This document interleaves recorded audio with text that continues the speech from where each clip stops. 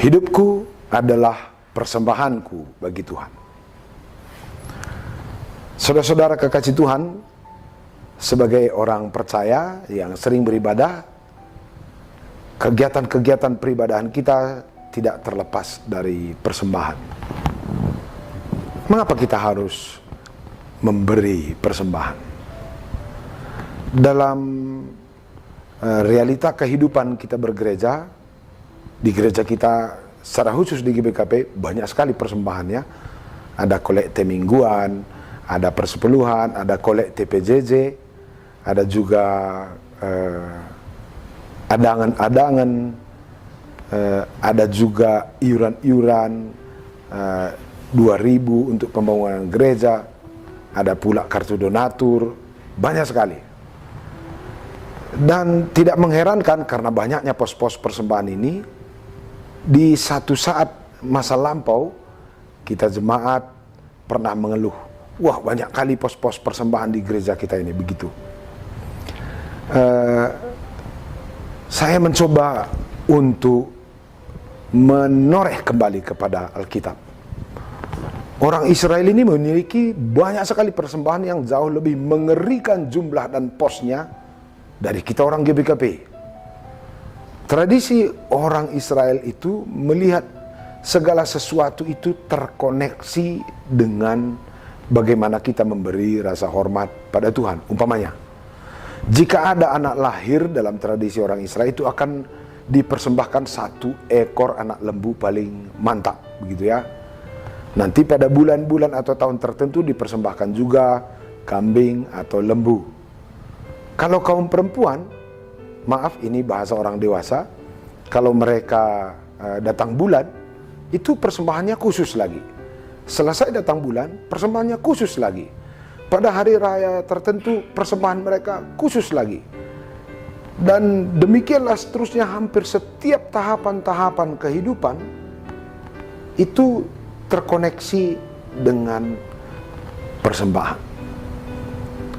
Jika dihitung posnya, jauh lebih rumit dari persembahan-persembahan yang ada di gereja kita. Tapi bukan saya mau membela bagaimana supaya kita mengikut kerumitan-kerumitan pos persembahan yang ada dalam Alkitab, bukan.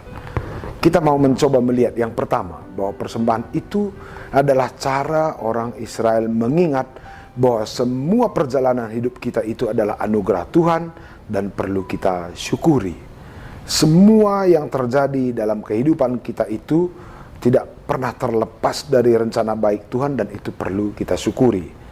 Maka segala sesuatu yang juga terjadi dalam perjalanan kehidupan kita saat ini, itu seharusnya mengundang rasa bersyukur kita, bukan sebagai sebuah ketertekanan, tapi sebagai rasa syukur.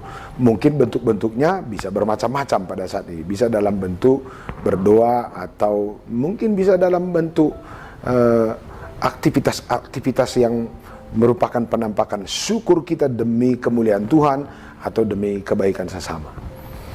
Salah satu bentuk persembahan yang cukup unik dalam tradisi orang Israel itu persepuluhan. Persepuluhan ini muncul dalam perjalanan sejarah orang Israel, secara khusus agak mencuat pada masa perjalanan padang gurun. Ini perlu juga kita pikirkannya. Di gereja kita GBKP ada juga persepuluhan, ada juga bagian dari persepuluhan, dan macam-macam. Dan tafsiran kita terhadap persepuluhan ini juga unik-unik. Ada yang menganggapnya sebagai hitungan matematis, 1/10 dari semua penghasilan gaji bulanan, atau ada juga yang melihatnya bagian dari ya sekedar ucapan syukur karena bulan ini dapat rezeki, begitu. Saya mau mengajak Bapak Ibu, teman-teman, untuk memahami sedikit spirit di balik persembahan persepuluhan orang Israel yang dimulai atau paling mencuat di masa perjalanan padang gurun dari Mesir menuju tanah Kanaan. Sebagaimana kita tahu, orang Israel ini terdiri dari 12 suku. Dan di antara yang 12 itu ada suku-suku tertentu yang bekerja untuk melayani di rumah ibadah, di kemah suci. Lalu suku yang lain itu bekerja seperti biasa. Mereka mengolah lingkungan, mengolah lahan yang ada, dan kebetulan jumlahnya Di antara 12 suku ini, 2 itu melayani di rumah ibadah dan 10 mereka bekerja di kehidupan harian sebagaimana normal-normalnya manusia biasa. Jadi angka persepuluhan ini datang bukan secara kebetulan. Ini datang dari angka yang cukup ideologis gitu ya. 10 itu menanggung 2. Saya berpikir jika tadinya suku orang Israel cuma 5, jangan-jangan angkanya bukan 10 gitu ya.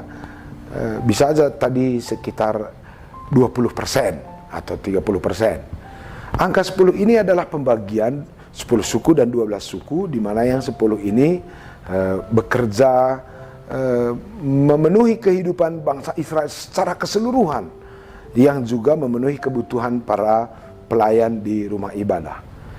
Kalau demikian informasinya, sebenarnya angka 10% itu, persepuluhan itu adalah kesadaran, lahir dari kesadaran orang Israel bahwa suku yang tidak bekerja di rumah ibadah itu adalah suku yang ikut bersama-sama menanggung kebutuhan negara Israel di padang gurun.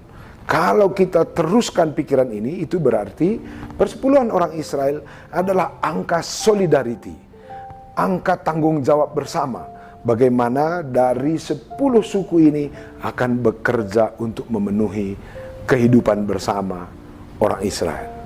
Itu salah satu jenis persepuluhan orang Israel. Angka solidarity untuk memenuhi kehidupan kebersamaan mereka, termasuk kehidupan peribadahan mereka. Ada juga persepuluhan jenis lain yang dikembangkan dalam tradisi orang Israel. Itu mereka lakukan dalam rangka memenuhi anggaran-anggaran proses-proses mereka mengikuti perayaan gerejani. Sebagaimana kita tahu, orang Israel itu pergi ke Yerusalem 3 kali setahun. Untuk acara Paskah, untuk hari raya roti tak beragi, untuk hari raya Pondok Daun. Biaya dari 3 hari raya ini mereka juga sebut dengan persembahan persepuluhan. Jadi kalau kita perhatikan ini, persepuluhan jenis kedua ini adalah angka persembahan yang mereka hitung untuk membiayai perjalanan dan pertumbuhan rohani mereka dalam bentuk berziarah ke Yerusalem. Kalau di zaman sekarang, mungkin ini bisa kita sebut sebagai persembahan yang kita alokasikan demi pembinaan rohani keluarga, anak-anak kita, atau membeli buku-buku yang bisa membangun rohani kita. Lalu ada persembahan persepuluhan yang ketiga, itu dilakukan untuk orang-orang yang miskin, atau anak yatim piatu, atau mereka yang sudah duda atau janda. Ini angka atau persembahan yang berhubungan dengan dimensi sosial atau dimensi diakoni.